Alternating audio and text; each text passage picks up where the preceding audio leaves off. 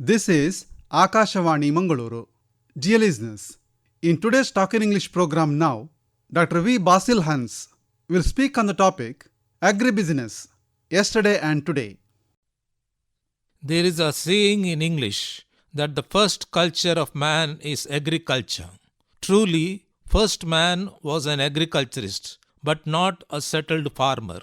All countries started with agriculture before taking up industry and then services. In India too, until recently, agriculture gave the major share to GDP, while it still is predominant in employment sector.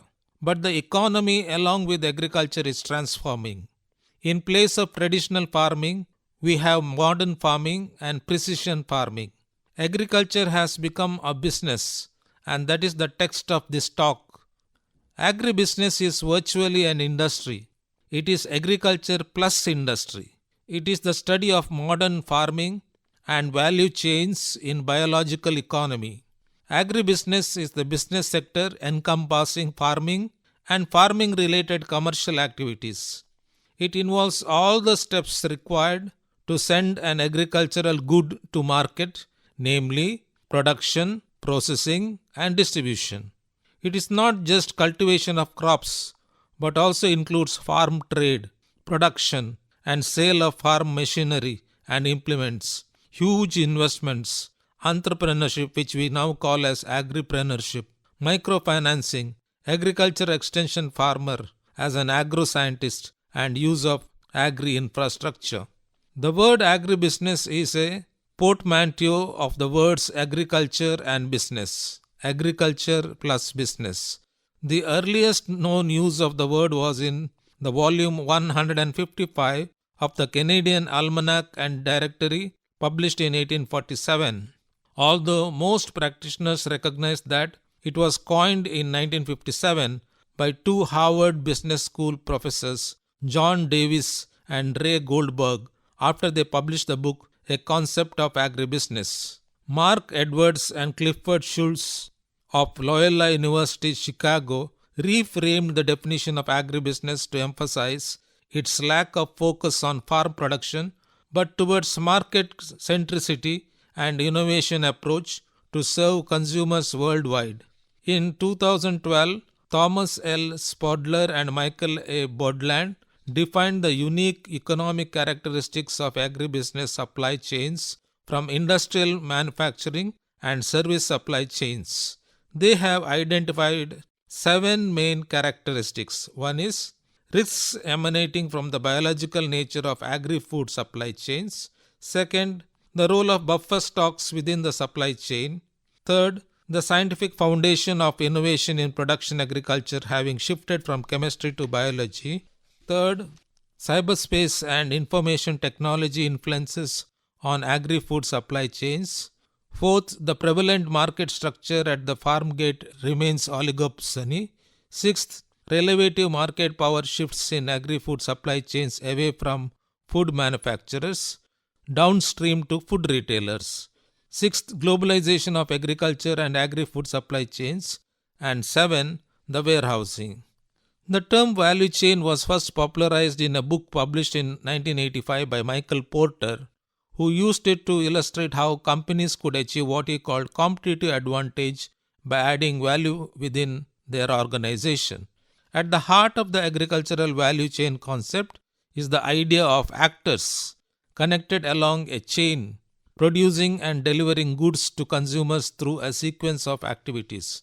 However, this vertical chain cannot function in isolation, and an important aspect of the value chain approach is that it also considers horizontal impacts of the chain, such as the input and finance provision, extension support, and the general enabling environment. Next, we pass on to the input sector, because agriculture cannot be only output. In input sectors, we have firstly agricultural supplies. An agriculture supply store or agro center is an agriculturally oriented shop where one sells agricultural supplies, inputs required for agricultural production, such as pesticides, feed, and fertilizers. Sometimes these stores are organized as cooperatives, where store customers aggregate their resources to purchase agricultural inputs. Agricultural supply and the stores that provide it are part of the larger agribusiness industry. Secondly, we have the input as agricultural labor, or we call farm worker. A farm worker, farm hand, or agricultural worker is someone who is employed for labor in agriculture. In labor law, the term farm worker is sometimes used more narrowly, applying only to a hired worker involved in agricultural production, including harvesting, but not to a worker in other on-farm jobs such as picking fruit. Agricultural work varies widely depending on context, degree of mechanization, and crop. Agricultural labor is often the first community affected by the human health impacts of environmental issues related to agriculture, such as is affected by health effects of pesticides or exposure to other health challenges such as valley fever. Another popular input is the irrigation. Irrigation helps to grow crops, maintain landscapes, and revegetate disturbed soils in dry areas and during times of below average rainfall. In addition to these uses, irrigation is also employed to protect crops from frost, suppress weed growth in grain fields, and prevent soil consolidation. It is also used to cool livestock, reduce dust, dispose of sewage, and support mining operations. Drainage, which involves the removal of surface and subsurface water from a given location, is often studied in conjunction with irrigation. There are several methods of irrigation that differ in how water is applied to plants. Surface irrigation, then we have sprinkler irrigation, micro irrigation, drip irrigation, and sub irrigation. Next input is seeds. Seed companies are coming up in huge numbers these days. They produce and sell seeds for flowers, fruits, and vegetables to commercial growers and amateur gardeners. The production of seed is a multi-billion-dollar business today, which uses growing facilities and growing locations worldwide. Most seed companies or resellers that sell to retail produce a catalog for seed to be sown the following spring that is generally published during early winter. Seed companies produce a huge range of seeds from highly developed hybrids to open pollinated wild species.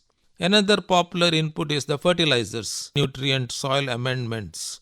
Many sources of fertilizer exist both naturally and industrially produced.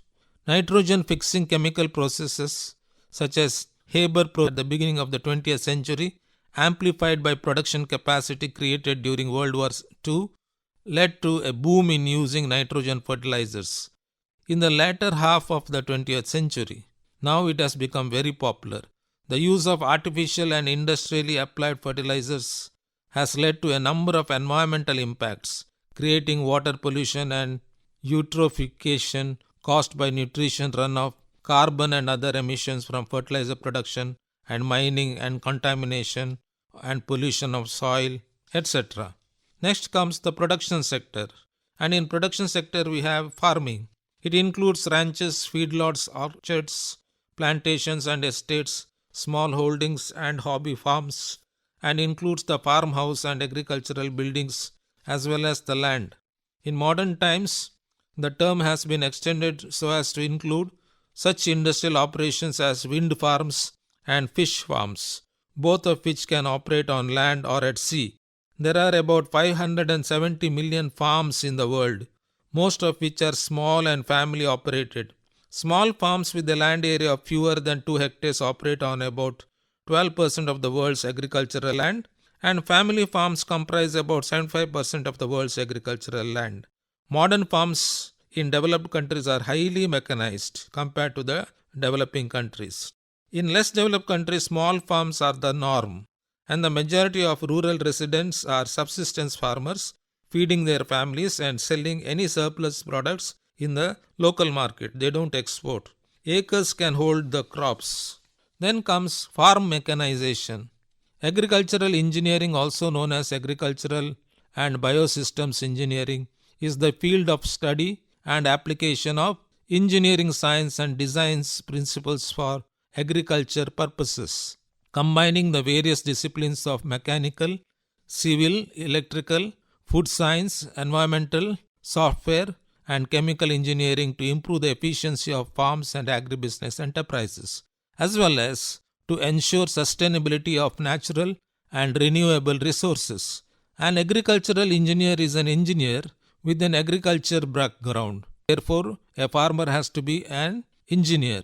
Agricultural engineers makes the engineering designs and plans in an agricultural project, usually in partnership with an agriculturist who is more proficient in farming and agricultural science. Next is the processing sector. These are the whole dried bananas in Thailand are famous for processing sector. Is an example of primary food processing. Primary food processing turns agricultural products such as raw wheat kernels or livestock into something that can eventually be eaten. This category includes ingredients that are produced by ancient processes such as drying, threshing, winnowing and milling grain, shelling nuts and butchering animals for meat. It also includes deboning and cutting meat, freezing and smoking fish and meat, extracting and filtering oils, canning food, preserving food through food irradiation and candling eggs, as well as homogenizing and pasteurizing milk. Next comes the processing which is secondary. Here we can give the best example of making bread. Secondary food processing is the everyday processing of creating food from ingredients that are ready to use.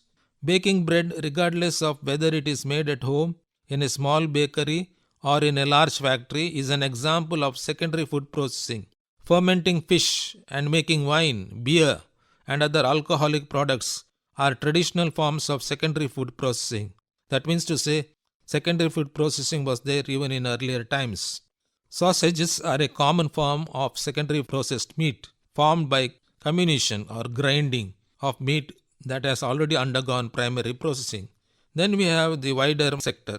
Agricultural marketing covers the services involved in moving an agricultural product from the farm to the consumer. These services involve the planning, organizing, directing, and handling of agricultural produce in such a way as to satisfy farmers, intermediaries, and consumers. Numerous interconnected activities are involved in doing this, such as planning production, growing and harvesting, grading, packing and packaging, transport, storage, agro and food processing, provision of market information, distribution, advertising, and sale. Effectively, the term encompasses the entire range of supply chain operations for agricultural products, whether conducted through ad hoc sales or through a more integrated chain such as a farmer's grid. Farmer's market, according to the AP style book, is also farmer's market in the Cambridge Dictionary's physical retail marketplace intended to sell foods directly by farmers to consumers. Farmers' markets may be indoors or outdoors and typically consist of booths, tables, or stands where farmers sell their produce, live animals and plants, and sometimes prepared food and beverages. Farmers' markets in many countries worldwide and reflect the local culture and economy. The size of the market may be just a few stalls, or it may be as large as several city blocks. Due to their nature, they tend to be less rigidly regulated than retail produce shops. They are spread worldwide. They are distinguished from public markets, which are generally housed in permanent structures, open year-round, and offer a variety of non-farmer, non-producer vendors, packaged foods and non-food products. Finally, we have support sector which support agribusiness. They are education, which we call agricultural education or agri-education, cooperatives, extension services, governments, NGOs like self-help groups, microfinance institutions, climate study centers, and also all other institutions which directly or indirectly help agribusiness. Dear listeners, you have just heard Dr. V. Basil Hans speaking on the topic Agri-business, yesterday and today. This talk came to you from the studios of Akashavani Mangaluru.